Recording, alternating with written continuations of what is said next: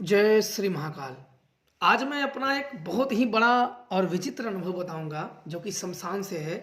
जब मुझे शक्तियों ने बताया महा आसुरी शक्तियों का साधना का ज्ञान, या यूं कहे कि महातामसिक माया की सिद्धि।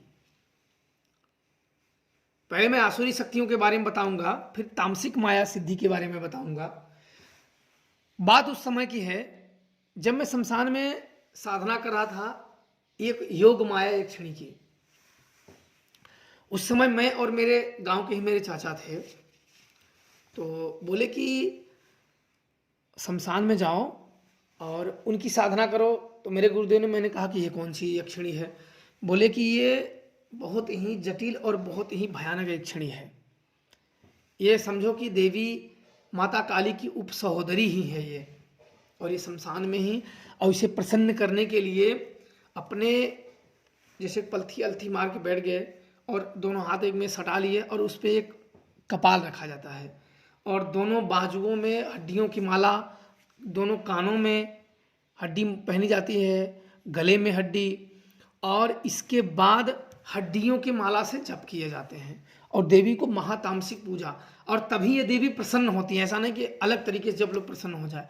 मैंने कहा गुरुजी, क्योंकि ये सुन के तो हड्डियों की माला है तो भूत और ज़्यादा आ जाएंगे, तो और तो सिद्धियाँ थी मुझे, फिर भी भाई आदमी इंसान जिंदा है तो इस तरीके का करने में पहली बार तो थोड़ा सा डरेगा। तो ये हुआ कि गुरुजी इसमें बोले कि प्रसन्न करना है तो करना ही पड़ेगा, नहीं तो फिर भाग जाओ। बोला नहीं, भागूंगा तो नहीं, मैं तो सिर्फ पूछ रहा था। तो बोले अच्छा ठीक है। तब बात ऐसे धीरे धीरे जानकारी उन्हें गुरुजी से लिया, और इसके बाद मैं अकेला, क्योंकि मेरे गुरुदेव साथ नहीं। आप लोग तो बोलते गुरुजी सानिध्य में, मैं नहीं, सानिध्य वानिध्य नहीं, मैं अकेला ही साधना करता था। शेर बनो और अकेले आगे बढ़ो। मेरे गुरुदेव बोले थे कि सियारों की और गीदड़ों की फौज मत बनाओ, गीदड़ों की फौज में एक झुंड में साधना मत करो, अकेले सिंह बनो और आगे बढ़ो अकेले, तुम्हारे पीछे लोग आएंगे, तुम आगे बढ़ो। मैंने वही किया और मैंने अकेले ही साधना करने के लिए आगे बढ़ चला। अब तो लोग बोलते हैं आपके सानिध्य में ये लोग तो वो कबाड़ है कि जिन्हें सिद्धियां भी नहीं मिलेगी, क्योंकि जब तुम किसी के पीछे लटक के करोगे तो क्या तुम्हें सिद्धियां मिलेगी? हिम्मत दिखाओ, अकेले करो, क्यों नहीं मिलेगा? अगर तुम्हें हिम्मत है, सामर्थ्य है, श्रद्धा भक्ति है तो मिलेगा क्यों नहीं? हार मत मानो, जरूर मिलेगा। हिम्मत नहीं हारना चाहिए, और अपनी श्रद्धा भक्ति में डावाडोल नहीं होना चाहिए। जिस दिन गुरु और ईश्वर के प्रति भक्ति में डावाडोल हो गए, उसी दिन भटक गए, फिर तुम्हें ये तंत्र मंत्र का मार्ग नहीं है। तो इसके बाद मैं और मेरे चाचा जी दोनों जन गए शमशान हड्डी बीनने के लिए। चलते हैं कि चलो बीनते हैं, तो हम दोनों गए बीनने के लिए। वहाँ गए तो शमशान में जो मुर्दे जले हुए थे उनकी हड्डियाँ बीने, सबको हड्डियाँ बीने। तो यहाँ एक चीज़ बता दूँ कि जिसे शमशान का ज्ञान हो वहीं, ऐसे नहीं कि फालतू में गए पूजा दे दिए, भोग दिए, दिखा दिए, कि वीडियो उतारे चल दिए, ऐसे कुछ नहीं। तो तुम्हें जब तक शमशान का ज्ञान हो, तुम्हें शमशान से ना तो मदद ले सकते हो ना तो ज्ञान। शमशान में शक्तियाँ, एक भूत भी मैं आपको लोगों को बता दूँ, एक भूत भी इतना विशाल ज्ञान दे देता है ना कि आपका दिमाग चकरा जाएगा कि अरे ये तो मैं जानता ही नहीं था। कोई बाबा भी आपको, सिद्ध महात्मा भी नहीं देगा, ऐसा भूत ज्ञान देगा। लेकिन हम लोगों की दुर्भाग्य देखो, भूत को बड़ा खराब मानते हैं, यदि ऐसा बिल्कुल ही नहीं है, इतना ध्यान देना। तो इसके बाद अब चलते हैं शमशान। अब शमशान में गया, हम लोग एक बरसाती लेके एक बरसाती हड्डी बीन लाया, एक बरसाती हड्डी बीन लाया। बीनने के बाद वहाँ सब कुछ इकट्ठा करने के बाद फिर हम लोग वहाँ से ये वो ठीक है, फिर आए घर, चले आए, घर आए, रख दिए। घर रखने के बाद फिर हड्डियों को एक धागा लेके उसमें मैं बांधा, पूरा माला गले में, हाथों में पहनने के लिए। गले में बांधने के बाद एक मतलब पत्थर पे रगड़ रगड़, क्योंकि हड्डियाँ थी ऐसे पेचीदा थी कि घूमेगी नहीं। तो मैंने बोला कम दाना के छोटी छोटी जो ताकतवर हड्डियाँ थी, उसे पत्थर पे घिस घिस के उसे अपने आकार में थोड़ा सा, ताकि मुझे जपने में प्रॉब्लम अटके ना माला। अब मुझे उस यक्षिणी से ज्ञान प्राप्त करना था। इतना ध्यान देना कि शक्तियाँ ही ज्ञान देती हैं, और उनके मंत्र भी अलग होते हैं। उनके मंत्र, जब मंत्र के भेद अलग होते हैं, सतनमो आदेश ये सब नहीं होते हैं, वो अलग ही होते हैं। वो मैं बताऊंगा नहीं, और मैं बताना चाहता भी नहीं हूँ, क्योंकि जैसा लोग जी खा रहे हैं इधर उधर करके, अपना जी नहीं खाने दो, मुझसे क्या मतलब है। तो इसके बाद जब वहाँ हुआ, घिस घास के मैंने कम ही दाना के 51 के 51 क्या कुछ और कि अभी भी मेरे पास वो माला है बनाए। तो इसके बाद सब कुछ करके जो पूजा महातामसिक पूजा लगनी थी, और मुझे ये नहीं पता था कि मुझे आसुरी शक्तियों का या आसुरी शक्तियों का ज्ञान प्राप्त होगा, क्योंकि मुझे वो शक्तियाँ प्राप्त करना था। मुझे नहीं मालूम था कि ये शक्तियाँ क्या ज्ञान देती हैं, कि जब तक सिद्ध ना कर लो, मुझे खुद नहीं पता था। अब मैं निकल चला साधना के लिए। अब रात को यहाँ से 7 बजे तक निकल गया। अब वहाँ गए, सारी वहाँ माता की पूजा की और 100 पूजा किया, जहाँ एक लास्ट 100 पूजा किया, शमशान पूजा किया, शिव पूजा किया, दिक्पाल पूजा किया, 10 दिशाओं को किलित किया, 10 दिशाओं को किलित किया। और इसके बाद प्राण कीलन मंत्र जपा।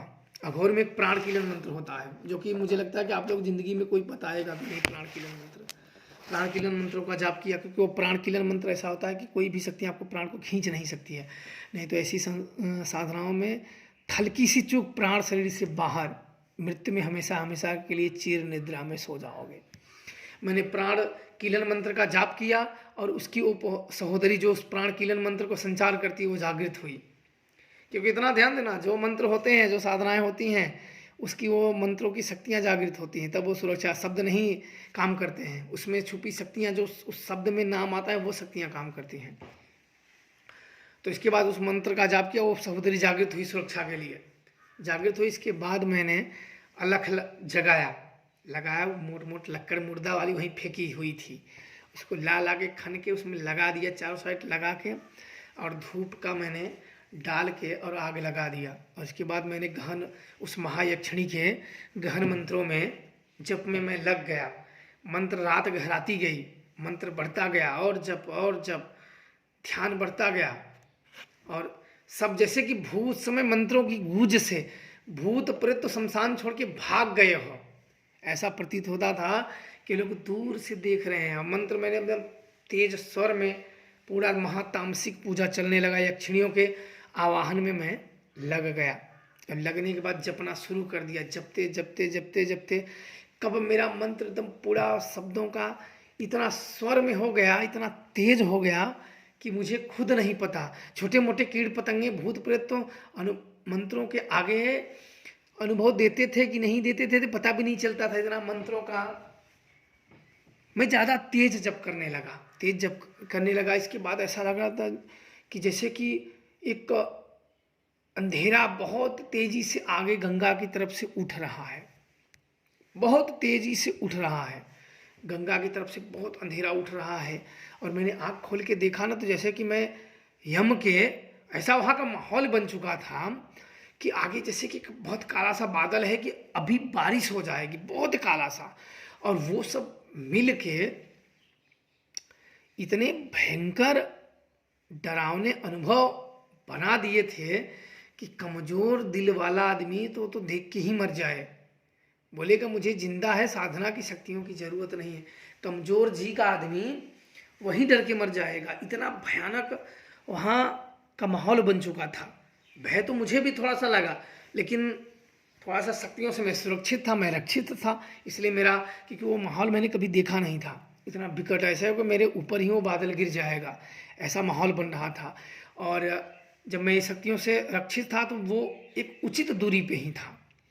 तो मैं अपने जप में, गहन जप में लगा रहा, पूरा हवन महातामसिक पूजा में लगे रहे। उस महायक्षिणी का, उस महातामसिक महायक्षिणी का मैं आवाहन में पूरे ध्यान और से अंदर गहराता गया। उसे मुझे बुलाना था, मैं गहराता गया, जपते गया।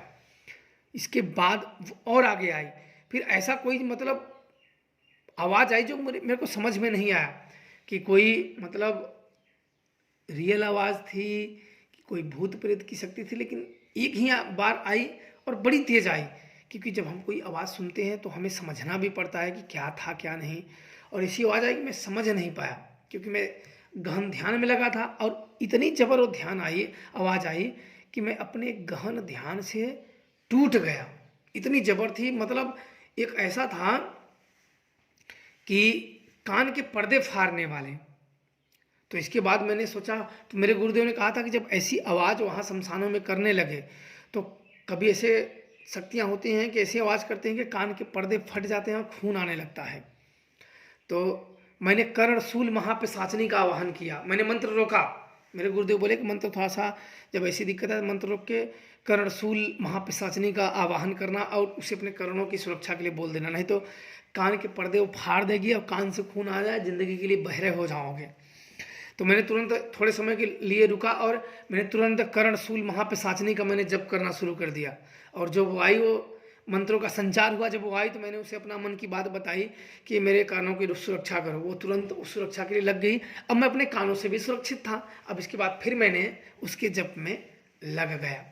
अब इसके बाद अगले पार्ट में आप लोगों को यह जानकारी दूंगा। जय श्री महाकाल।